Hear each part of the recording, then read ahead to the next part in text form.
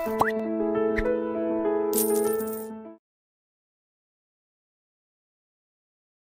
year, most of the papers have always reflected, even ethics or GS paper 2, they have reflected that there is a PubAd dominant influence in these papers, right? So PubAd अच्छे दिन, easy paper, easy to score, a lot of general studies perspective.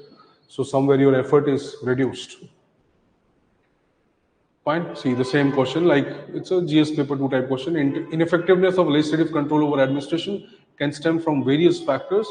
Hence, in ensuring effectiveness, a comprehensive approach is the need of the hour. Obviously, we cannot presume that legislature is effective by its very system, right? That system that is designed. So legislative control over executive is necessary part of parliamentary democracy. That is one aspect.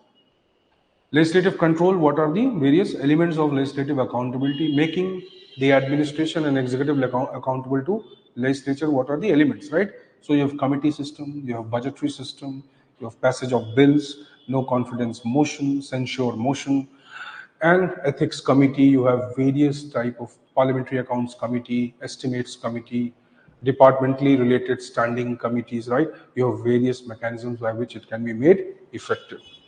Fine.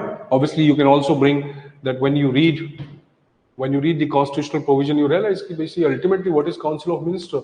The Council of Minister is primarily a product or is a child of the legislature. Fine. So it's the parliament that causes the formation of COM, right? So in many ways, we can make the legislation or executive, answerable to legislative, the parliament or legislature. But then there are emerging aspects like delegated legislation.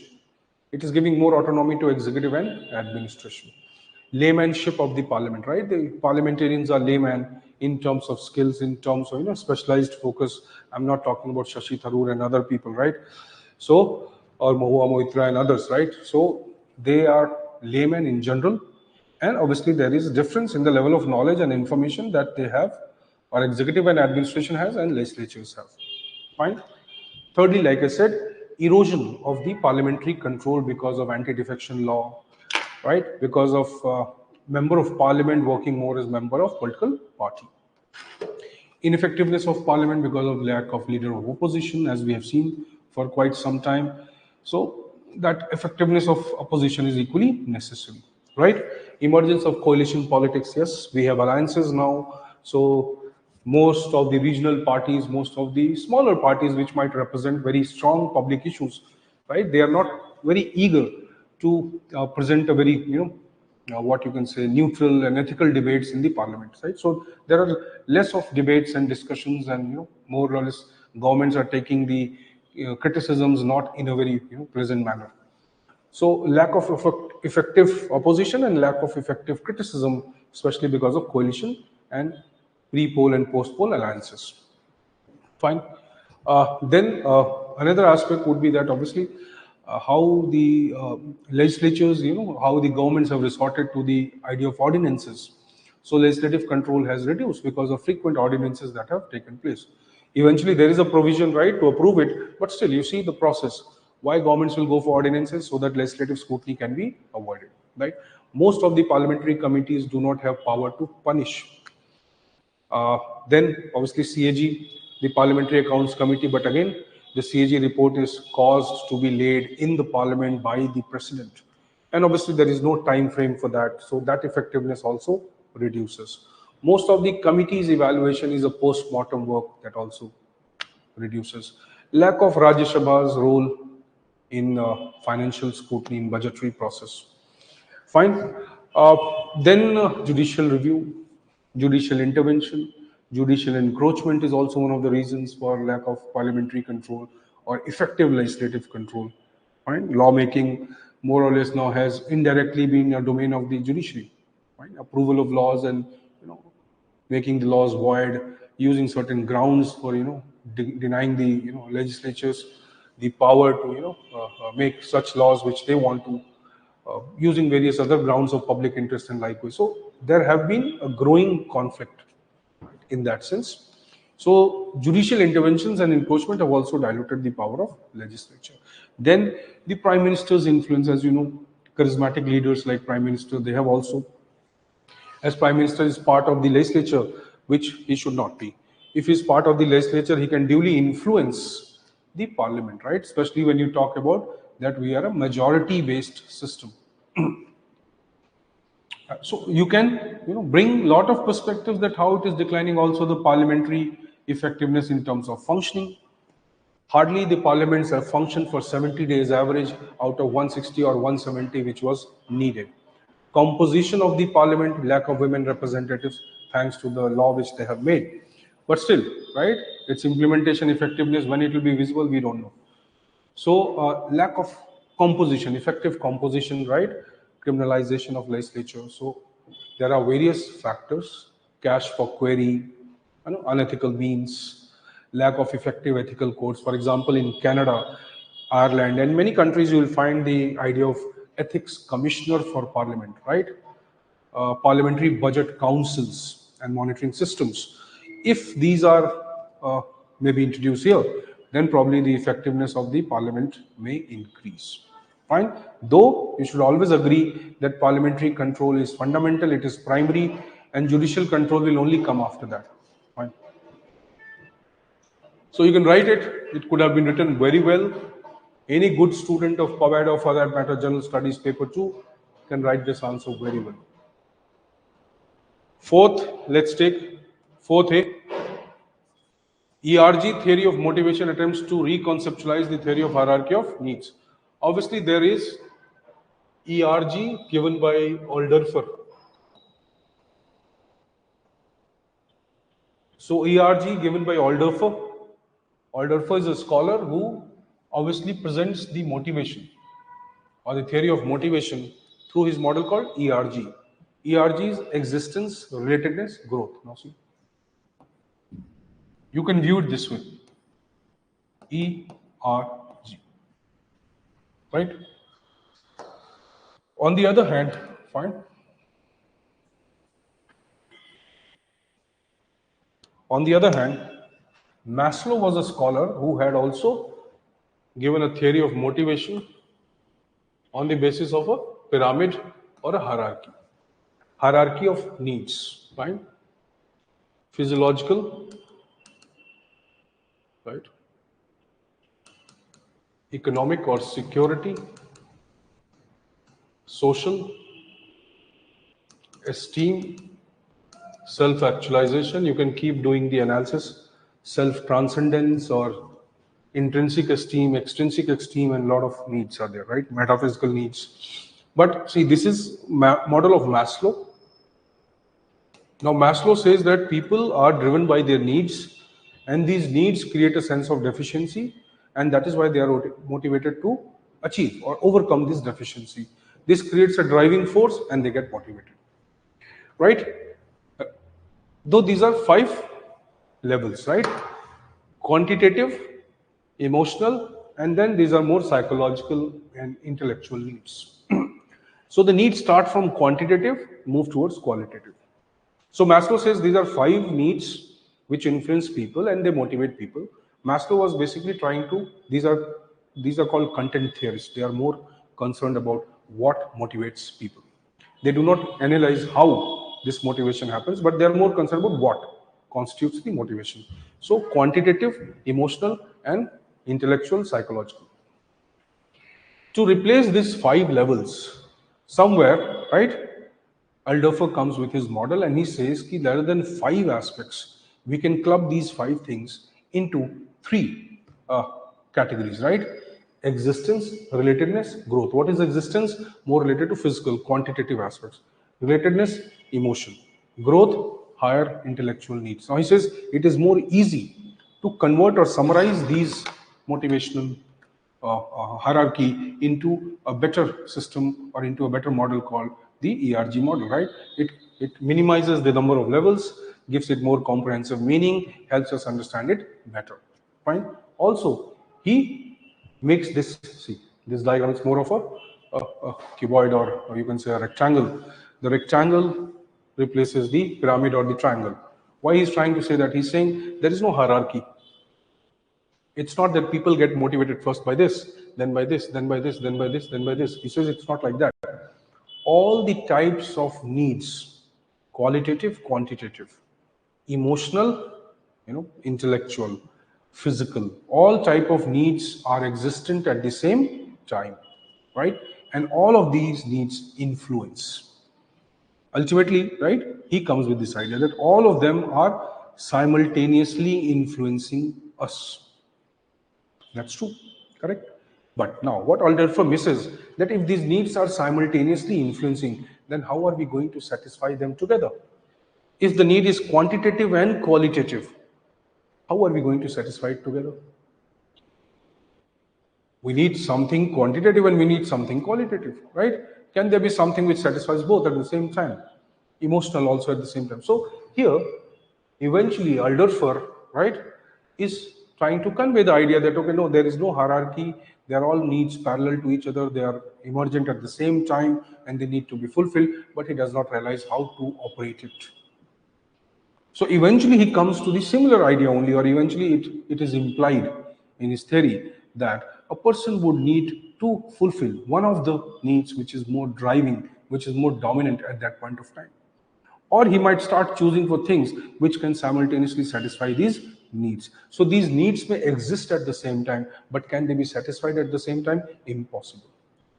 So what you had to do, talk about Maslow, talk about Alderfer ERG theory, and compare these two theories. Similarities and differences, right? That is what the question is about. There is no other qualitative content that you can write about it. Fine. So you can start with motivation, then what constitutes motivation, and how the hierarchy of needs given by Maslow visualizes motivation, how Alderfer's theory, ERG theory, how it somewhere converts the hierarchy into a parallel need theory, fine, that you can bring, and that is what you have to write. Fine. Now, anybody obviously who has never studied PubAd but is watching this discussion, fine, they have to understand that obviously to evaluate the PYQ, to understand the PYQ, you also need to have some knowledge of the subject. Okay, you cannot simply go to PYQ and think about the questions, how questions are coming, when you exactly don't know what is the content of the question. So that's a very stupid strategy which many of people would say, go and read the PYQ and then see how will you understand PYQ when even after reading for 6-7 months and revising for 4-5 times, still students face problem in understanding PYQ, right? So a beginner cannot just understand the PYQ, just like that. Fine. B. This again is interesting question. Scientific management and human relations theory are two distinct approaches for improving efficiency and productivity. Simply, you know what is it? Kindly start. This talks more about the techniques. Fine. So it talks about techniques, automation, one best way. You can write it and talk about what it is. Obviously, it is talking more at the lower levels, shop floor level. Human relations, on the other hand, is talking about what? Socio, psychological, emotional needs. They seem to be complementary to each other. The human dimension and the machine dimension, or the technical aspect, right? So Taylor's analysis is more confined to productivity through techniques and machines and scientific methods and finding the one best way, whereas Mayo's analysis is more focused on the human aspect and how these human aspects can increase productivity. So somewhere both seem to be complementary to each other, right? Because human aspect, you cannot, as an organization, you cannot be stable, right? Conflicts will be more. Without technical aspect, you cannot achieve the goals of organization. So they are complementary, right? The exact logic we have already discussed, I think, in the classes many times. Fine. Let's come to this one. NPG, right? Again, see.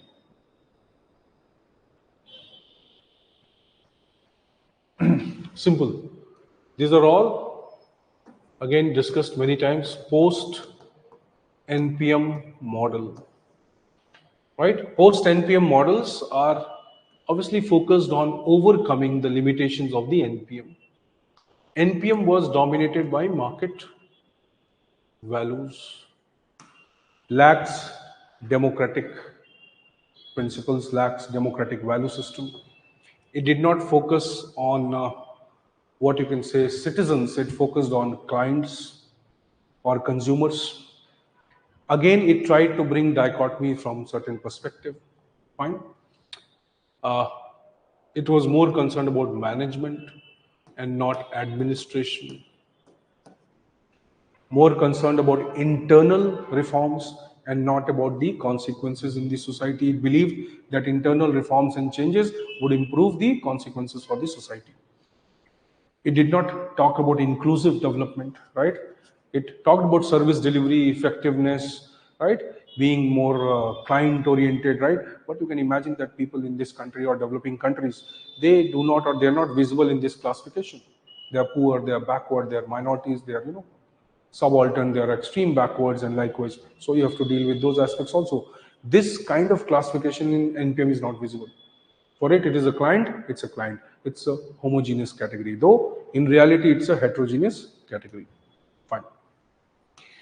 NPM also is again Western bound or Western centric.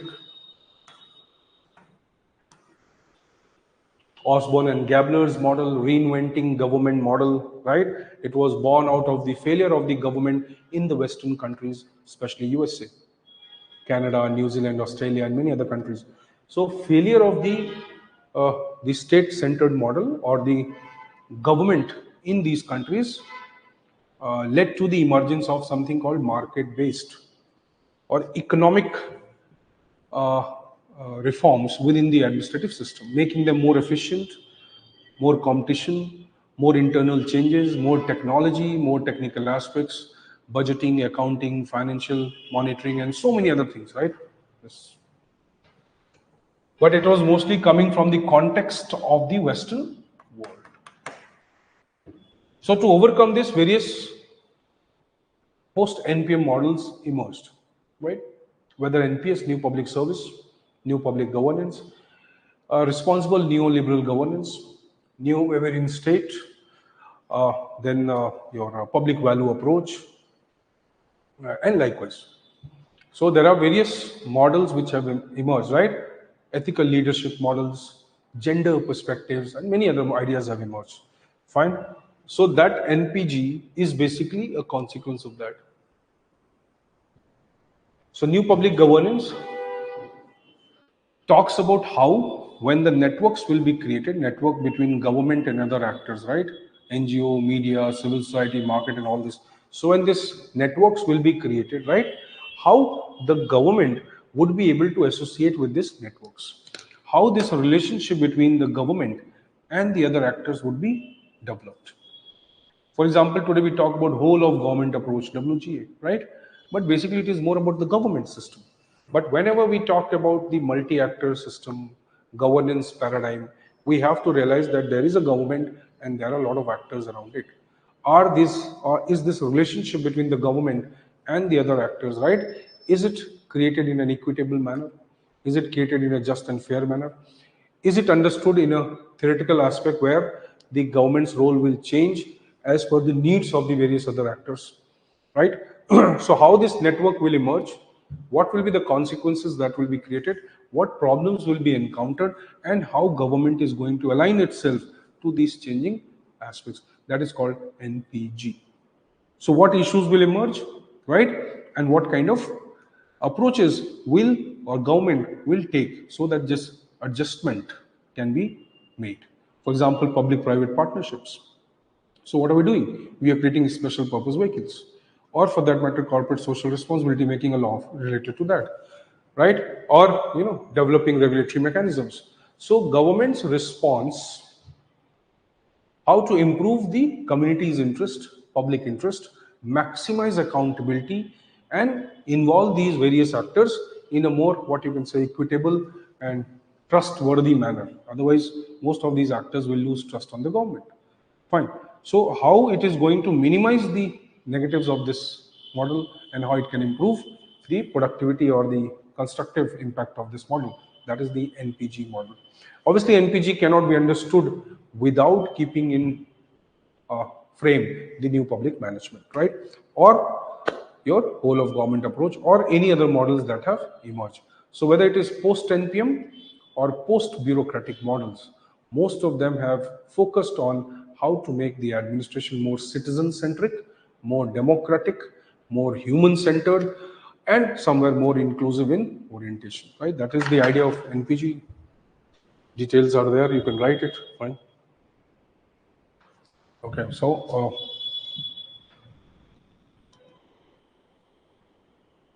fifth A. Okay, let's do it a little faster. The anti-development thesis is a critical perspective on the traditional development model. Obviously, anti-development model is not a criticism of development, but it is a criticism of the Western model of development. So it criticizes Western model. One of the dominant contributors are Wolfgang Sachs and Escobar. In fact, I would say the biggest contributor is Gandhi. Right? The Gandhian model of development is anti-developmental, sorry, right? It's Western in, it's against the Western model. So let's keep Gandhian as also a very strong model of anti-development. Fine, then you have scholars like Samir Amin, right, or A.G. Frank, even Gant, Weidner, who have talked more about the anti-development perspective, but their model is little different. That is called the dependency model, right? That is the center-periphery model. So Paul Sweezy, Herbert Marcuse, a lot of scholars are there, right? Gramsci to an extent. So now obviously these scholars or this anti-development thesis says, or counter-development, right? It says that development as perceived by the Western country was based on their idea of development or economic growth, right? Robert Chambers is a scholar who uses a concept of theory of reversals. What is theory of reversals, right? The putting the last first, or for that matter, dissociating or thinking of development in two broad parameters. One, growth, that is quantitative; other, social development, that is qualitative. So rather than growth centered, we should be development centered. So there are various frameworks to understand anti-development. Like I said, Gandhian model is anti-development, right? So the core idea was that how the development sponsored by the West, whether in the form of something called SRP, Structural Readjustment Program, right? Or Washington Consensus, as we call it, or post-Washington Consensus in the form of good governance, or conditional aid program, right? Or in the form of, let's say, if you talk about new public management model, or neoliberal perspective, and various other ways, right, by which the Western countries, technical, managerial support. So how they have viewed the growth and development is very different from how we want this growth and development, right? That is the idea. So how anti-development as a theory emerged, how development administration as an idea emerged as part of comparative public administration, and why it was, or why it was not that relevant for developing societies who had their own problems. So Fred Riggs, Farrell Heddy, Milton Esman, right, Montgomery, Gant, Weidner, many host of scholars, A.G. Frank, Paul Sweezy, Samir Amin, Wolfgang Escobar, Gandhi, one of the first one. So how these scholars have interpreted, recently Bardhan, or Suvira Jaiswal, and there are a lot of other scholars, right, who have understood, right, the idea that somewhere the development, or like Terry Cooper, we have talked about, we've used the name. So how they have been able to, interpret that Amartya Sen idea of justice, capabilities approach, entitlement model. So there are various ways by which we are interpreting the the counter development model to Western model. Human development index or human development approach is a different approach from the economic development approach. So Joseph Stiglitz anti-globalization movement, right? Anti-globalization perspective also becomes part of anti-development perspective, right? And likewise in no logo movement in Japan, right? No globalization related to no logo. That means advertisements, consumerism, lot of promotion of a particular type of mentality and culture in the non-Western countries is basically the consequence of the Western model of development, right? Which we call as McDonaldization or burger economics. See? So neo-colonialism, there are various perspectives that can emerge as part of the analysis, right? So you can use it if you've studied globalization, anti-globalization properly, if you've studied post-NPM developments or post-bureaucratic developments properly, if you've studied comparative PubAd, and you've also studied the non-Western models of development, development administration, gender and development, sustainable model of development. So you can bring that perspective, you can write the answer. There's no big deal about it. But don't forget to mention Gandhi, because Gandhi is one of the most profound influences on the anti-development perspective. Trusteeship model, Swaraj, Suraj, whatever, you can use that. Okay. Non-ascending circle model of Gandhi, that's very important. So when you talk about Gandhi, you can always use his non-ascending circles. Fine. Okay. So let's take civil servants should be allowed only to cast vote or to participate in the electoral process of the country. See, this question is directly related to the values of the bureaucracy or bureaucrats and civil servants. A political orientation. Fine, this is not totally correct statement, should not agree. The civil servants should definitely be allowed to cast vote because they are also citizens. They should be allowed to freedom of speech and expression. Recently, you know, the Civil Services Conduct Rules modified as per the IT Act. Fine. So a lot of restrictions are there on public servants, but they are also citizens. They do not enjoy equal amount of freedom of speech and expression under Article 19 as we do, right? Even parliamentarians enjoy more power, you know that, more freedom. Fine. So should they have a political orientation? Do we need political neutrality, right? And what does it constitute? What does political neutrality constitute, right? That is the idea. So they do not have right to vote.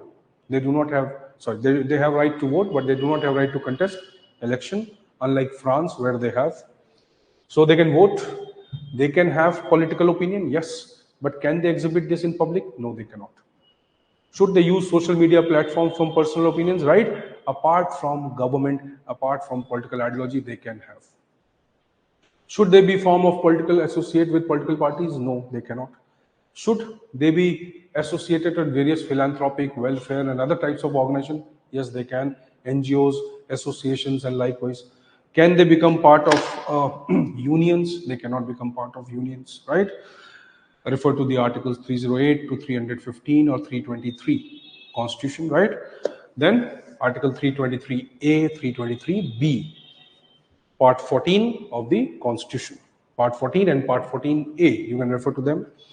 You can also refer to the Civil Services Conduct Rules, right? All India Civil Services Conduct Rules, and obviously as desired Code of Ethics by the second ARC for the civil servants. Fine. So they have several restrictions, right? But they are also human beings and they are also the citizens. So we can say they can have political opinion, yes. Can they exhibit this political opinion openly in public? No. Should they have political ideology? Yes, they can have. But will this political ideology affect their decisions while being a bureaucrat? No. For that, neutrality is there, right? Can they be non-political or totally apolitical being? They cannot be. Will they be influenced by the government of the day? They will be. Should they be influenced by the ideology of the government of the day? They should not be. Should they be involved in political canvassing? No. Should they be influencing the political outcomes in any way? No. Should their relatives be associated with politics? They can be, right? But then the bureaucrat must make sure that he is isolated from such influences. He should discourage his kith and kin to contest elections. That is also one of the provisions, right? Desirable codes. code of ethics for public servants, right? But obviously this cannot happen easily. In fact, most of the bureaucrats are leaving jobs and joining political parties, as second ARC has already talked about having a cooling off period of at least 2 years before one enters into such associations, right? Whether private sector or political parties. But you can see this is not totally happening, fine? So yes, there are always dangers of politicization, if not in the service, obviously after the service, right? Undue protection that they were getting under the previous CRPC 198, right?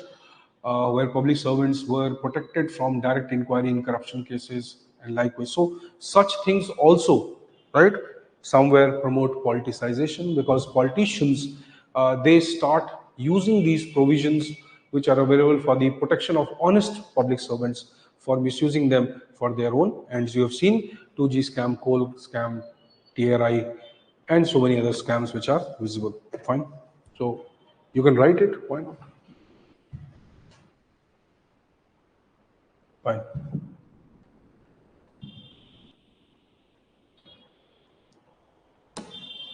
Now this is a simple question. You have to know the CPM, right? What is a critical path method? Is an project management technique used to plan and manage project effectively. Obviously, whenever administrative functions or policies are implemented or any industrial projects are implemented, they have a lot of quantitative aspects,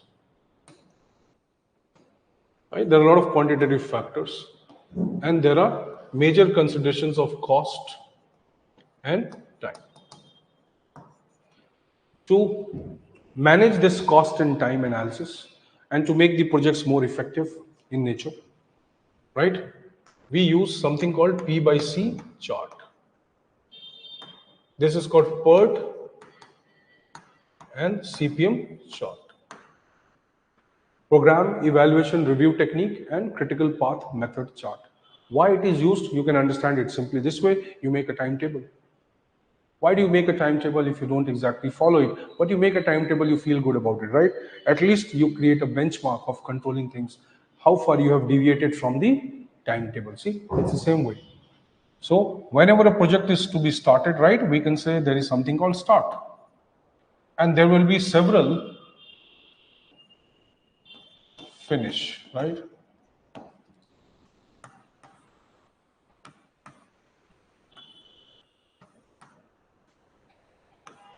And likewise. Now there will be several steps which will lead to finishing this project, right?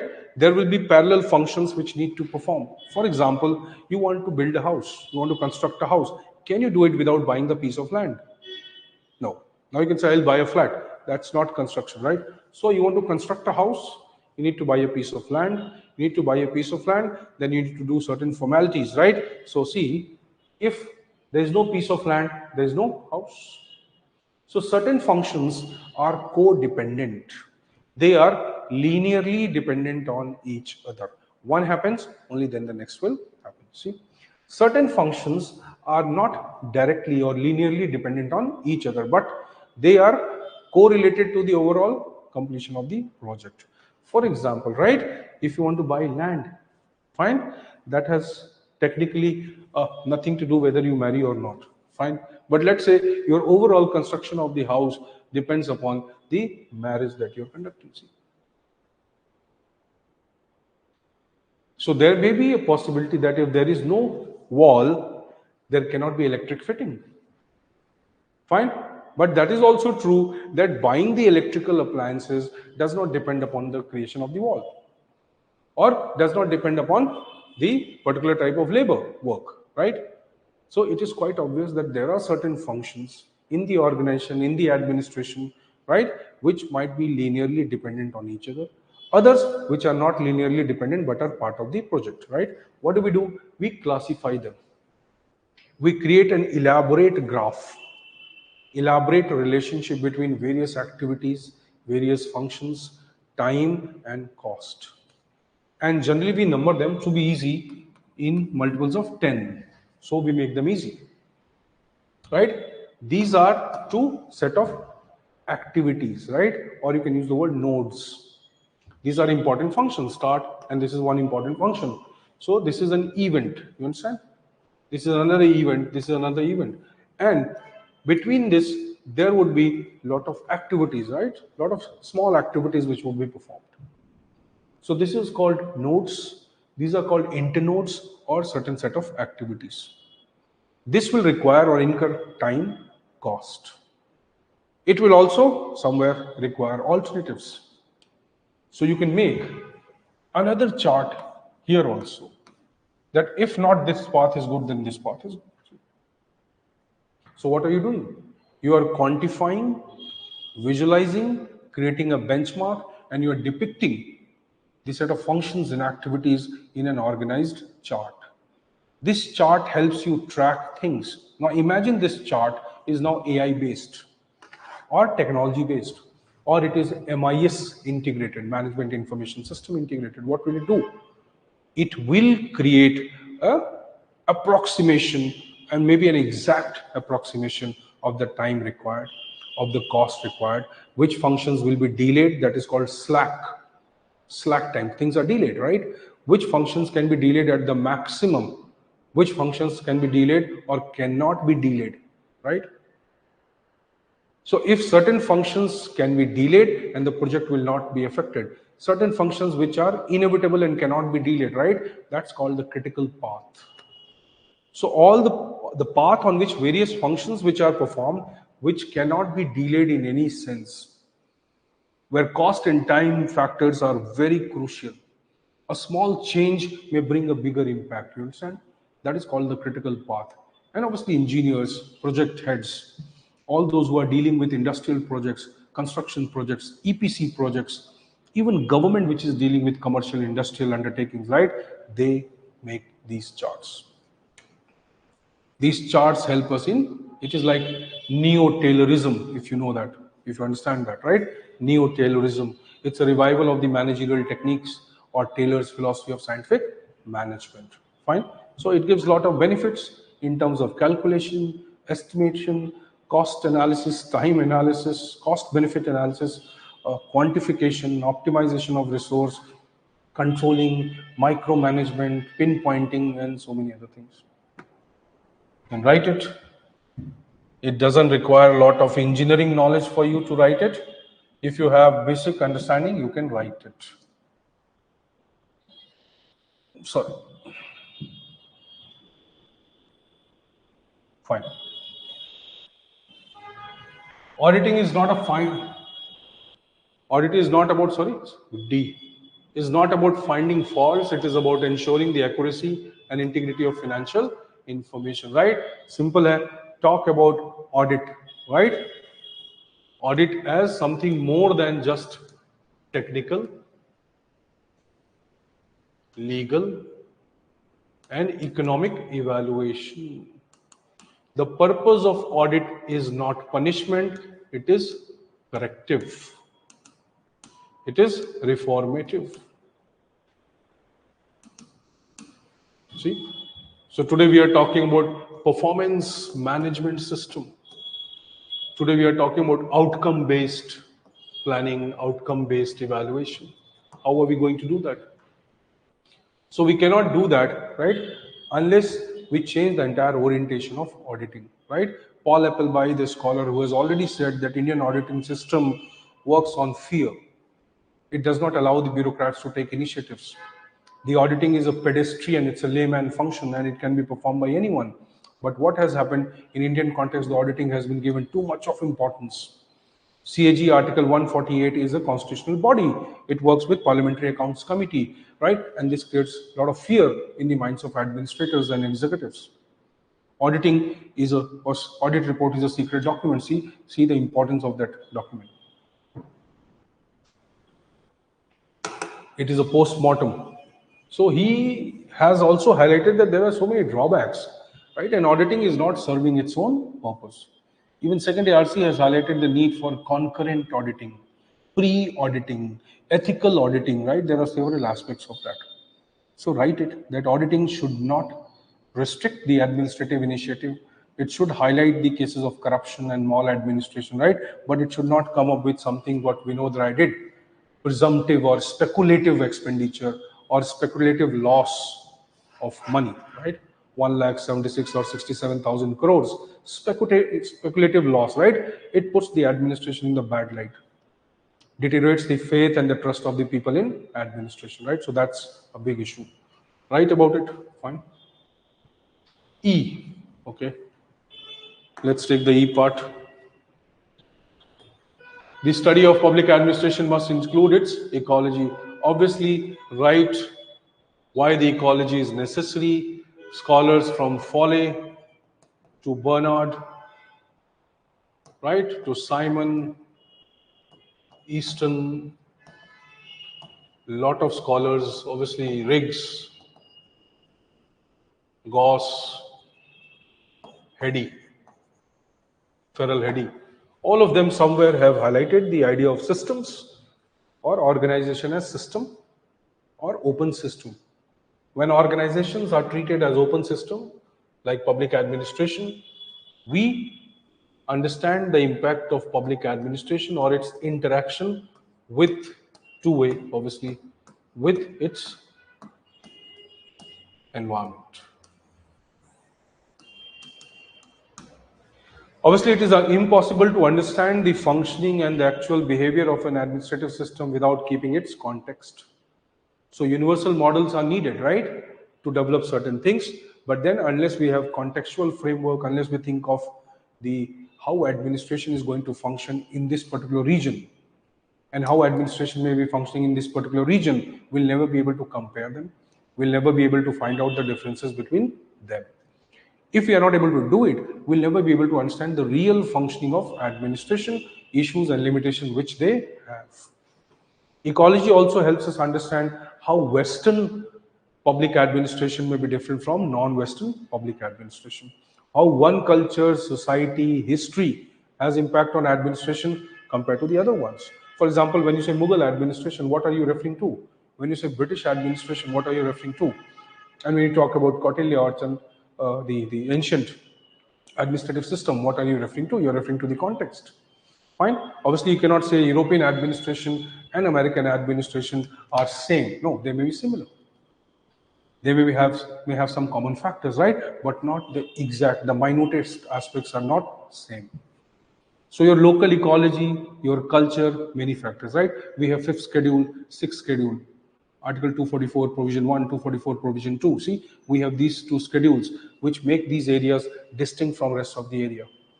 We have PESA, Panchayat Extension to Scheduled Areas Act 1996, right? Somewhere which which modifies the existing Panchayati Raj Acts to certain regions.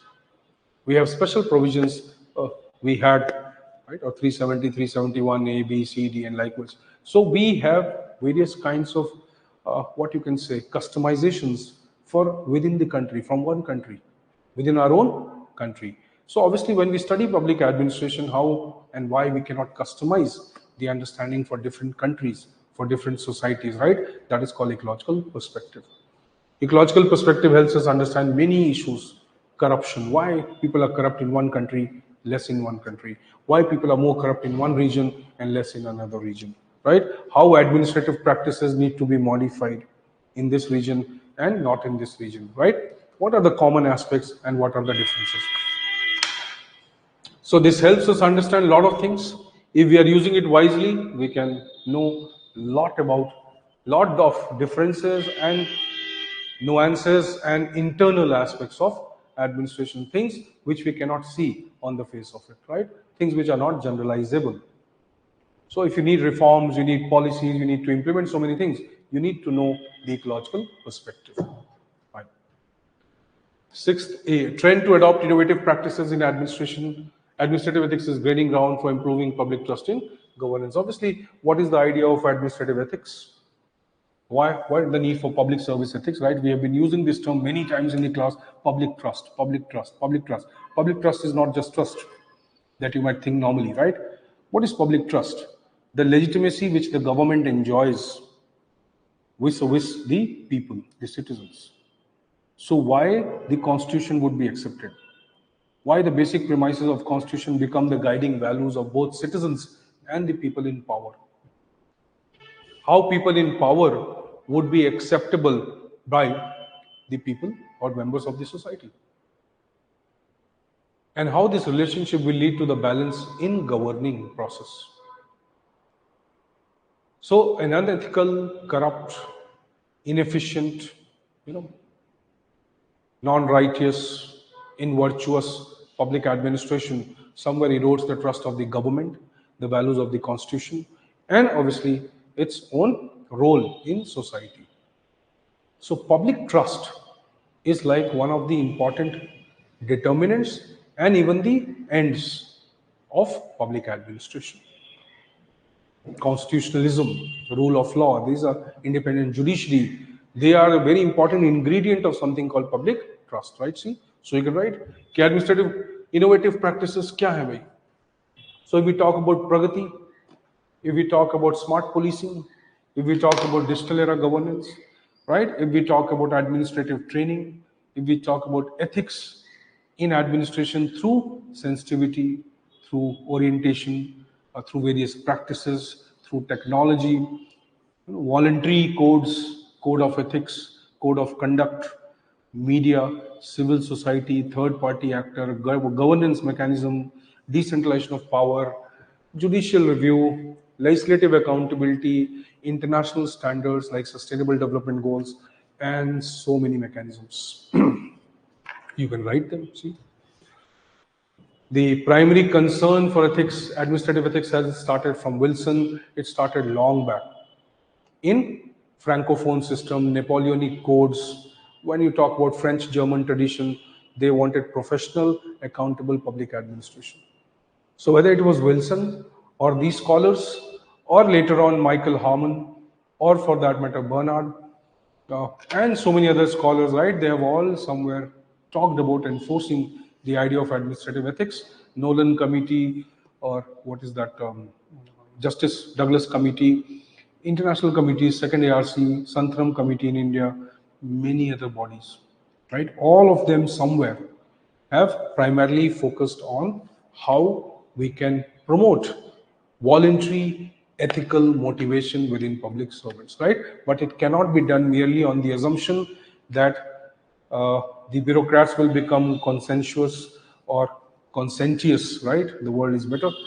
How they will become conscious and conscientious, and why they will be willing to become ethical, right? Unless there are certain mechanisms in place. So your Prevention of Corruption Act, Whistleblowers Protection Act, Digital Era Governance, media, civil society, judiciary, legislature, and international mechanisms, right? International frameworks, United Nations Convention Against Corruption. And likewise, right? Various host of strategies are being used today. See? Public pressure, public accountability, ethical audit, right? That's also emerging ideas. See, it's not easy to analyze everything in detail, but yes, we are trying to do justice to this part. Otherwise, it will take years and years, right? B. The future of e-governance is shaped by emerging trends for making government services efficient and accessible. Obviously, future of e-governance is what? Fine. We are talking about digital era governance, which is again a post NPM development. Fine. Obviously, a lot of scholars. There's a very famous scholar called Manuel Castells.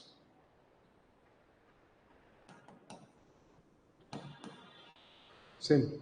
So Manuel Castells has tried to understand how communication, how effective technologies or digital governance, right? How effectively it will be able to create the communication or trust between people and governors, or those who are being governed and those who are governing. They have tried to implement these changes in African countries, in Asian countries, and likewise. There is also emerging area of study called cybernetics. Right? Cybernetics is again about understanding, right? How communication is used as an authority, how communication is used as a control, how communication can be used for motivation, how communication can be used for effectively creating an interaction between government and citizens. For example, Man Ki Baat, right? This is called cybernetic model of governance.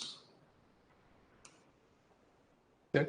Then internally organization, the communication systems are changing, as you know, use of technology is impacting the hierarchy, right?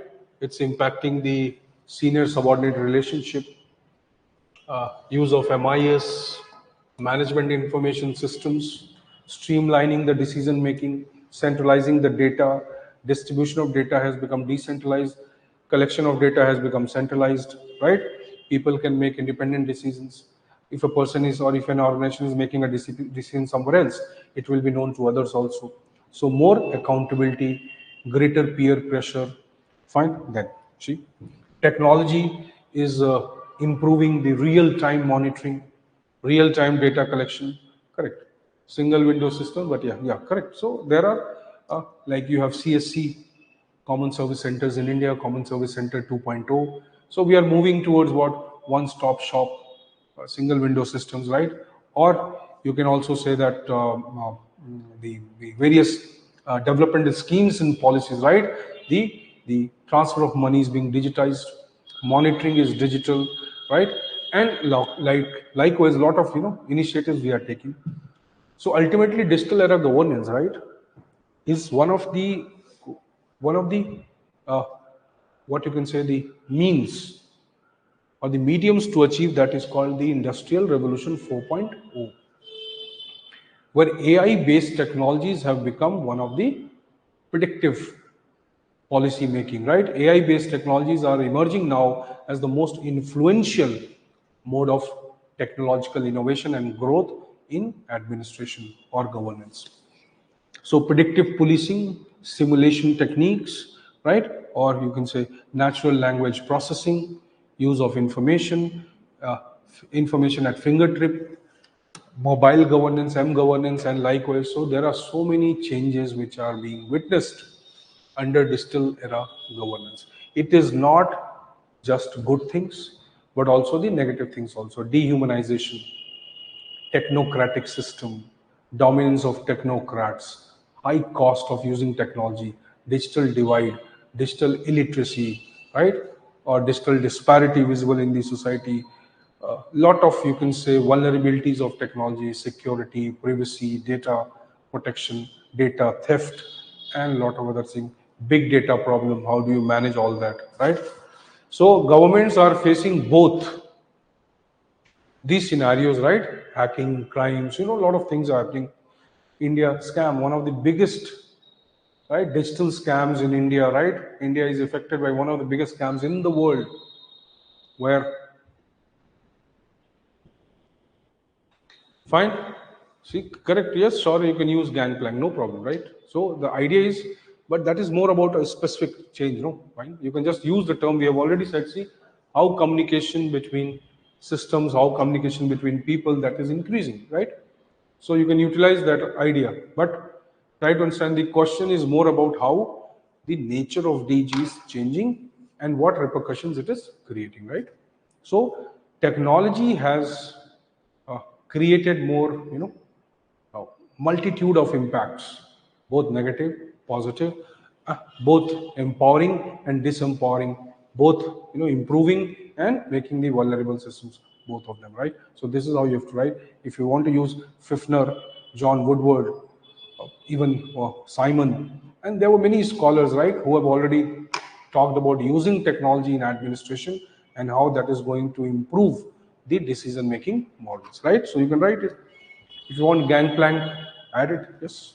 But that will be a very minuscule part, right? Because that should not be the dilute the originality of the question.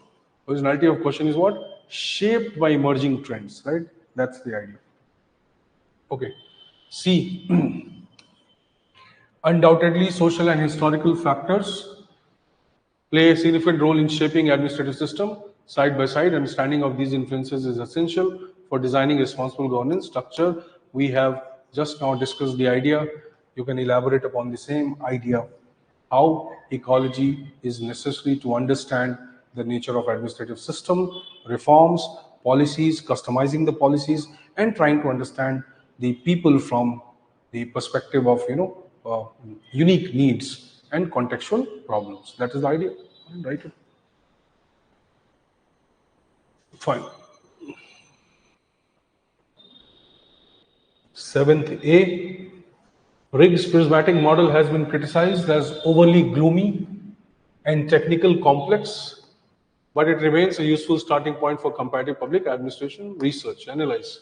No, it cannot be totally true, fine, but we can take Riggs analysis is gloomy क्यों भाई Western bias. Ultimately, what will be the final destination of the civil services or bureaucratic systems in developing societies? That will be Weberian bureaucracy. This is what he talks about the diffracted societies. So he takes fused prismatic diffracted model and he says diffracted, that is developed societies eventually will have this kind of system and developing societies must become like this. Pessimistic है, fine. Then he believes everything is wrong with developing society or everything is wrong with developing society's administration. The term which he uses is salacracy. Fine. Then impact of multiple ecological elements, society, culture. So you can talk about the traits of the developing societies. Fine. Polynormativism, polycommunalism, distribution of authority versus power versus control, collect formation, and likewise. So there are a lot of negative aspects he highlight of this. Fine. Then see, he changes his model almost 3 times. When you listen to or when you analyze his latest perspective on globalization and public administration, right? Then also somewhere you realize that he is quite, negative about the developing societies and what consequences technology, globalization, and all this will bring to the developing societies. He believes there would be more of an anarchy, a kind of dystopic, something which is very negative, right? There is power imbalance, there is violence, there are this. So somewhere he believes that the developing societies would be dystopic in nature. He also does not understand the impact of society on administration. He is more concerned about the impact, administration on society. He is more concerned about the study of society on administration, which is not totally true for developing societies. Developing societies, we had colonial administration. The colonial administration was more powerful, it was more influential, it was controlling the political system. So see, administration influencing the society, whereas in his analysis, it is more about society influencing the administration and that too negatively. Han Bin Lee is a scholar who says Riggs model is an equilibrium model. It merely describes, it doesn't prescribe. It doesn't talk about changes, it only brings a static understanding of the developing societies, that this is what they are. Then a lot of categorization that he does, ortho, EO, neo, right? Or, the bilinear prismatic path model, differentiation, integration, right? Participation, inclusion, right? Penetration, and then so many other analyses that he does. So ultimately, what is the idea? He was somewhere never sure about the description he was making. In spite of the fact that he studied many of these developing countries, right? He put them into a homogeneous category, which is illogical. Fine. They are not homogeneous, they are heterogeneous in nature. Fine, write it. So it has a starting useful, yes, it is used for comparison. It helps us understand what are the elements which we should study when we compare. It gives us an ideal type approach to the administrative study through comparative or through comparison. It gives us a perspective of the developing societies. It somewhere in the same logic eliminates the Western biases because it wants to treat the study of developing societies distinctly from the developed countries. Fine, okay. You can write it. That's okay. 7th B, performance management and performance appraisal are two distinct activities in personal administration. See, anybody who has been saying secondary RC is not important, this is not important. See, majority of these questions and paper 2, you'll see majority of the questions are based on secondary RC. So secondary RC is not about information or data, right? It's not about current developments, but it is about the themes and the ideas, right? Which are perpetual to Indian administration or any administrative system. So performance management and performance appraisal, what is management? What is appraisal? See? Now see, performance evaluation wants to evaluate performance, punish people. Performance management is more about enhancing. Appraisal is what? Knowing, you are appraising it, right? You are knowing how people are performing. You're trying to understand the good performers and the bad performers and the underperformers and the overperformers. That is what you want to know. But ultimately, what do you want to do? You want to improve them, or you want to punish them, or you want to use simply this as a data. So see, performance management, PMS, performance appraisal, performance evaluation, and traditional annual confidential report, right? These were all based on what? The understanding of an employee's performance merely from the point of view of punishing those who are not performing and somewhere rewarding those who are performing well. This somewhere creates a disincentive structure in the system. What is disincentive structure? Right? People who are yes, correct. Fine. So these systems, right, are working on particular ideas. What are the ideas? That those who are capable must be promoted. Those who are not capable must not be promoted. Now, this is something illogical. Those who are not capable or those who are facing certain crises, it could be because of many factors, not just the skill. So, what does performance management system does? It tries to enhance. It tries to create the environment. It tries to use the incentives. It tries to rewards people who are capable maybe but not able to do it. So it wants to find out exactly what is the reason why they are not able to do it. Right? Rather than technical evaluation only, the evaluation is also done of the outcome. Evaluation is also done of the process and not just the technique. Right? Feedback, correct. So 180-degree, 360-degree, 720-degree, new public passion, there are various models of enhancing performance, or RFD, results framework development by second ARC. So feedback systems are created, right? Continuous monitoring and assessment is done. Assessment is not merely based on the end result, but it is based on the process, right? How people have been working, how committed they are, how ethical they have been, rather than simply talking about targets and projects. So see, this model is the changing model. Government today is no more using ACR. In government also we are using APAR, or we are using PMS, moving towards PMS now. Again, same recommendation of second ARC. We have Sparrow model, right, used by the government for performance appraisal, right? Digitization of performance appraisal system. Or, like I said, RFD results framework development, Ministry of Labor, 2014-15 developed certain benchmarks for different ministries to follow in their organizations. We have Sevottam model, citizen charters, or excellence in public service delivery model, that is called Sevottam Uttam Seva, right? So likewise, we can talk about it. Fine. Anyone write it? Balancing state intervention and market freedom is the need for developing countries. Kindly write. There's no need for much discussion here. We need to have public-private partnerships, right? Bring a much sense perspective. Bring so many scholars are there. They all are somewhere supporting the idea that what is the way out? What is the future? It's market and state, and not market versus state. Even new public management models or public value approaches, right? They are based on these assumptions that there is a need for better and more, balanced integration of the public-private relationships, right?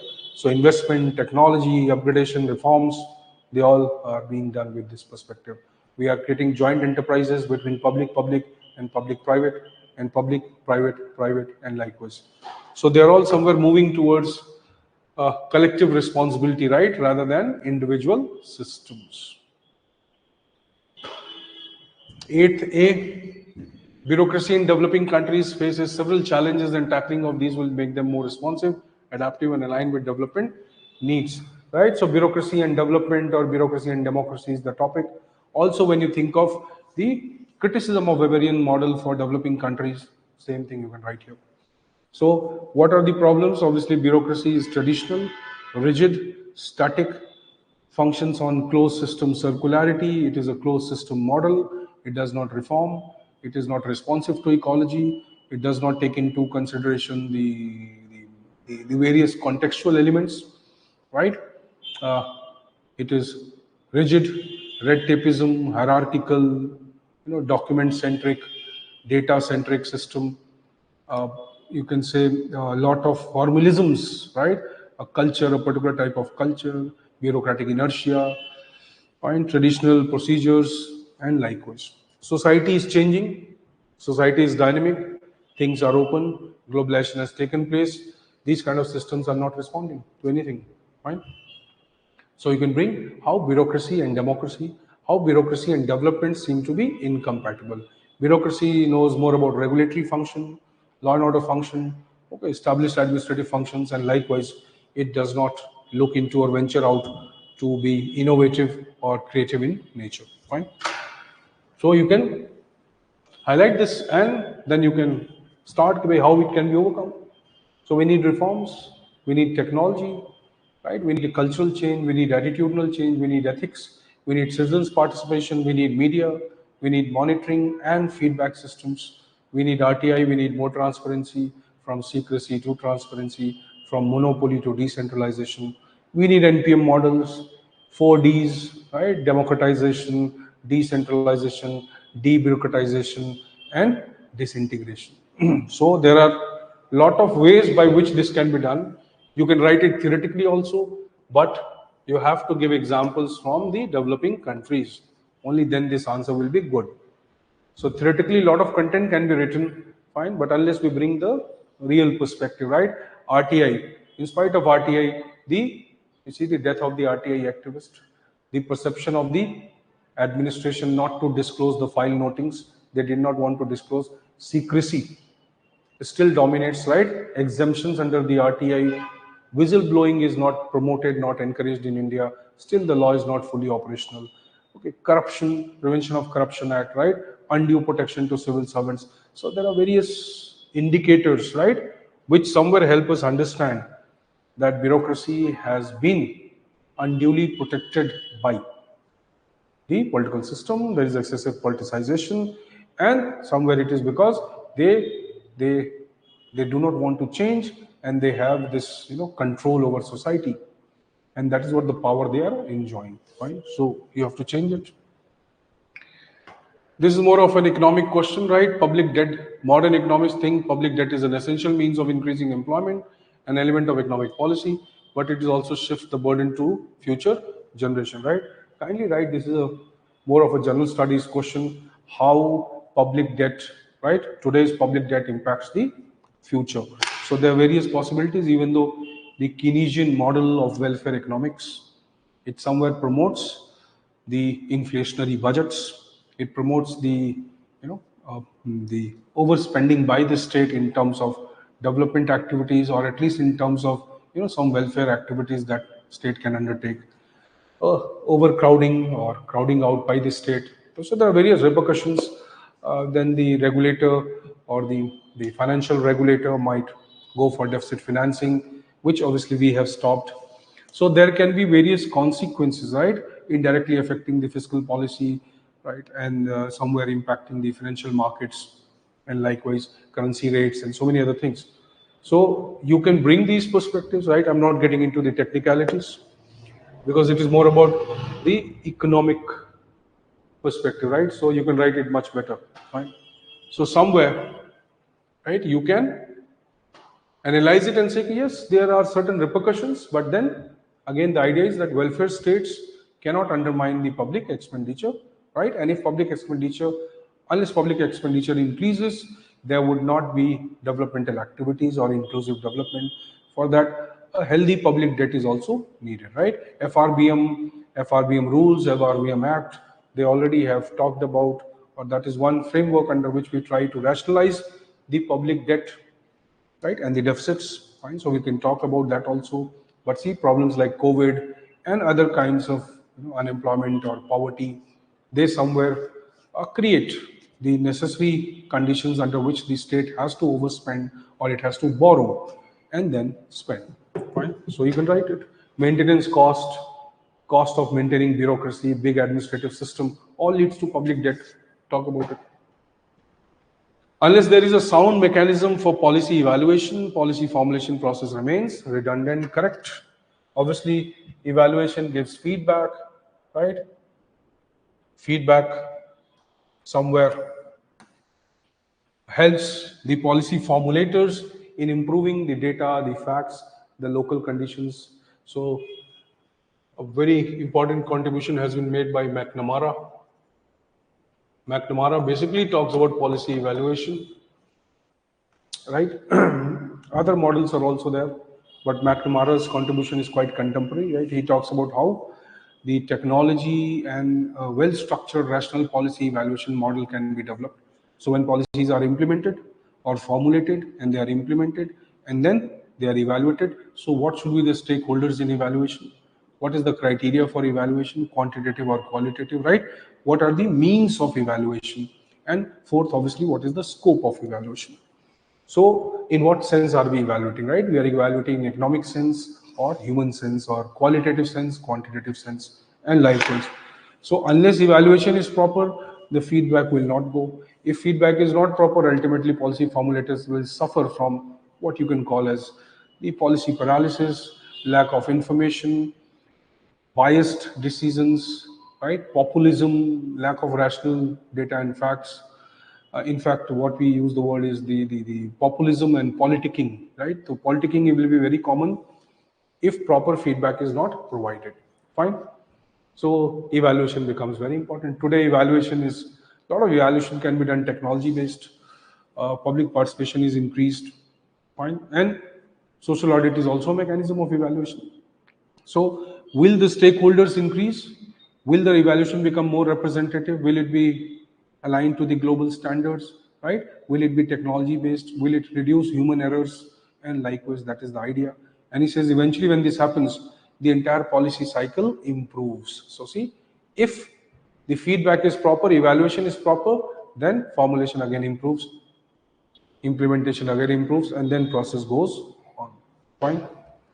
So that's all with the paper, right? Kindly, those who have written the mains, they can evaluate it, they can find out exactly, right? As per this paper is concerned, it's above average paper. It's not very difficult. It's interesting. Why it is interesting? Because it requires a lot of creative input. It requires more of your opinion, and that is how a public administration paper should be, right? It's not about definitions. It's not just about facts. Not about using someone useless names here. It's not needed. If you've written good answers with basic theory and facts and given examples, you can score very well, right? So a good score in this paper would be 140, 150. Anybody who has done very well can expect 160, 170 marks in this paper, provided obviously UPSC is willing to give that much. Fine. So some other day we'll take up, or within a week only, we'll take up the paper 2 evaluation, which again will require a lot of time. Fine. So see you then. All the best to you. Hope we had been able to contribute in some way, right? See you then in the next analysis. Thank you so much. All the best to you.